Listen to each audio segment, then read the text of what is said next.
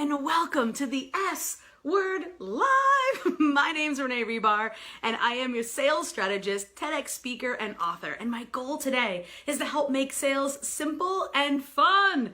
I have helped thousands of people sell millions of dollars in products and services.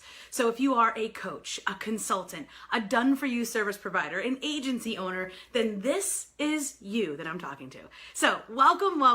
Wherever you are in the world, let me know below. This is a live broadcast. I am here with you. I am coming from Detroit, although I am a native New Yorker, so pardon my crazy accent. Hello, Tara. Say hello as you join. Today I'm going to talk about something that I don't typically talk about, but I put up a poll inside of my private, amazing, free community, the Entrepreneurial Connections Movement, because I feel so passionate about truly being able to connect as global entrepreneurs, working with digital media, that we can literally have a conversation and a client call with someone 4 time zones away. And have it be as effective and clear as we could with someone across a conference room table 3 feet away. So I really wanted to create that space, and it's so invigorating. And so Tara is in there, and a bunch of people are in there. And I put up a poll about asking, getting people to see you. Like, what's more important? Is it visibility, or is it converting those people into paying clients once they see you? So let me know if you've ever asked yourself that question. Is it more visibility? Do I need more visibility? Or do I need to know how to close them, how to convert them with kindness and clarity once they see me? So it's a great question, right? So let me know if you've ever asked yourself that question. I asked this to the group because I was trying to decide which one to talk about. But what I found was that it was literally split down the middle. What? So then I thought about it even more, and I realized it's not that big of a difference. So many of us, when we first start out, are just not visible. We're the best kept secret on planet Internet. Let me know if you know someone, or maybe you are the best kept secret on planet Internet. If you are, let me know below. Say best kept secret. Maybe I'll send you something for free. I've got a lot of great fun stuff.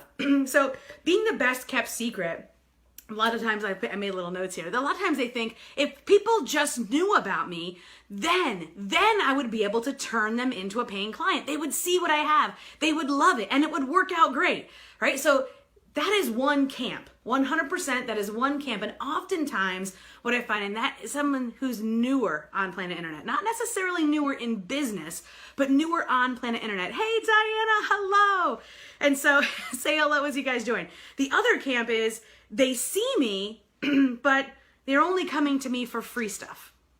So that is the other camp. So that is like, I need more visibility versus I need to convert the people who see me. So which one are you in? Maybe you guys can tell me below. Hey, Tasha, how are you?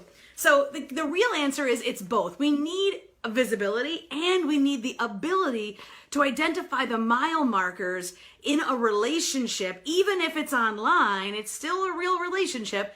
Allow them identify the mile markers of when to invite with kindness and clarity.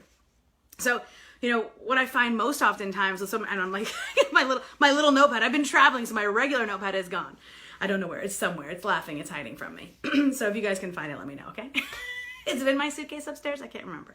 Okay, so what I find most often is that people that are brand new are just literally not visible enough. And then once they get some visibility, they start booking calls, and then they realize, oh my God, I'm on the phone all damn day, and I don't want to be on the phone this much. So there's really 2 things that are happening. So when I work with people, and this is the advice I'm going to give to you, have one piece of solid content that you put out once a week. Even if it's not, if you still take vacations, right? So if it's like 48 weeks a year, you consistently have a weekly thing that you do. In my programs, I call that anchor content, because it anchors your week. It anchors your business, right? So for me, the S Word Live is my anchor content. It is the piece of content that I do every single week. I do it live. I love live. And I come live, and then they share it across all my channels. And it becomes the root and the foundation of all the other pieces of content, the emails that I send, the connections that I make, all the other pieces, the memes, the posts, the social channels. It becomes the cornerstone of that week. Fair enough? So have one piece of anchor content. I have clients that podcasting is their anchor content, and other clients where blogs are their anchor content. whatever your anchor content is, do that one piece, because if you're a coach, a consultant, a service provider, or an agency owner, you're spending time hopefully working for and doing the work in your business, working for your clients. We don't have 100 hours a week. We don't even have 100 hours a week total. We don't have 100% of the hours we dedicate to our business to spend on sales activities. But we know we have to spend some time on those sales generating activities. So having that one piece of content that can be duplicated and repurposed across all channels, that is my advice to you. Secondly, once you have those people coming through, how do you turn those freebie hunters, if you will, time wasters, tire kickers, into real paying clients? Well, that comes down to a few things. Number one, when someone is if you're in the position, so tell me here, first of all, are you okay with doing one piece of core content each week? And if you are, what would that be? Would it be a podcast, a live stream, a blog? What would yours be? Tell me that in the comments below.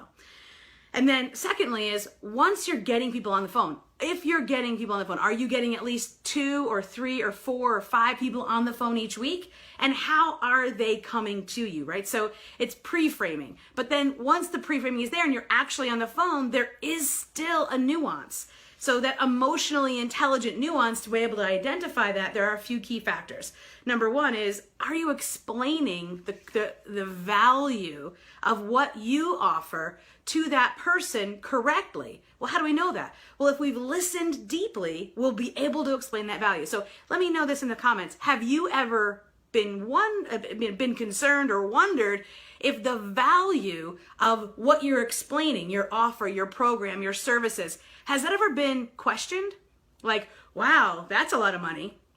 Has anyone ever said that to you? That would be an identifier, a mile marker, that maybe there's a better way to explain the value of what you do. So again, definitely opportunities there. Secondly, setting clear mile markers for the conversations. So are you able during these conversations to set a specific time frame? I've had clients come to me and say, Renee, I'm getting on 5 calls a week. I'm being visible. I'm getting on 5 calls, but still I'm not converting. And so we talk about mile markers and parameters so that they don't become information booth. This is so oftentimes the bane of the coach, the consultant, the guide, because we want to give, we want to share, but when is that determining factor of I'm sharing enough to give them a Band-Aid on a jugular wound and I'm really not helping them? I'm only giving them one small piece of the answer, and really the full answer, which would be hiring you, is really where the full solution is in the problem that they're having. So getting visible versus converting people into paying clients. There are these mile markers. There are these questions. So if you're getting people on the phone because you're being visible and you're connecting with them in a genuine way, you're listening, and they say, wow, that seems expensive, then the question you should be asking yourself is, how am I explaining the value of my service, my product? The other key is creating this rhythm of invitation and giving value, invitation and giving value. And so when we're converting people, and this comes into follow-up, when we're converting people, people aren't always ready to buy what you have. Even if they have the problem right now, they're not always ready to buy what you have today. How many of us can relate to that? We've seen someone's ad, or we've seen someone online, or we have a toothache and we pass the dentist office 4, 5, 10 times before we're like, all right, I got to call, I'm going to drive in, make an appointment, right? Tell me in the comments, has that ever happened to you? You've had a problem for a little bit longer than you would have liked, even though you knew the solution was out there, you knew the person who could solve it, but you just didn't pull the trigger. Who here? Right? So now you're talking to a global market. They're not going to be driving past your dentist office. They're going to be seeing you online. So that's where the visibility comes in. Great. Then you get them on the phone. Excellent. Or you connect with them some other way. You have this continuation of communication. And so whether that's email, whether that's messenger, whether that's in your group, whether that's wherever that may be, there's 1,000 ways to slice that. That continual cycle, that rhythm of giving value and inviting. And so that rhythm is, again, somewhere where we have to really tap into the finer nuances. And when you do that on a consistent basis, that's where going back to the visibility comes in. You will find that people will come back to you and say things like, I just binge watched your live streams, or I just binge listened to your podcast, or my gosh, I just read 10 of your blogs. Well, guess what? Over the past year, you had 48 to choose from. Now, if you're brand new, you can condense your week. So if your time in the week is not spent working with clients because you don't have that many yet, then you can double down, triple down on the content creation so that you can bulk up the type of free value, of goodness that you can give, and then you can double down on your asks so that you can build up that client base. So whether this is your next client, your next offer, whether you're pivoting, wherever you are, if you're expanding and scaling, these strategies will work for you. Put them into place. Let me know in the comments below. PM me, let me know, because I'm excited. And if you want to continue the conversation about what this could mean for you, continue by clicking that link, because that will take you through the chain of my invitation to you. Have a great, great Wednesday. I'll see you next week. Woohoo! Have a great one. I gotta find the button. Where is it?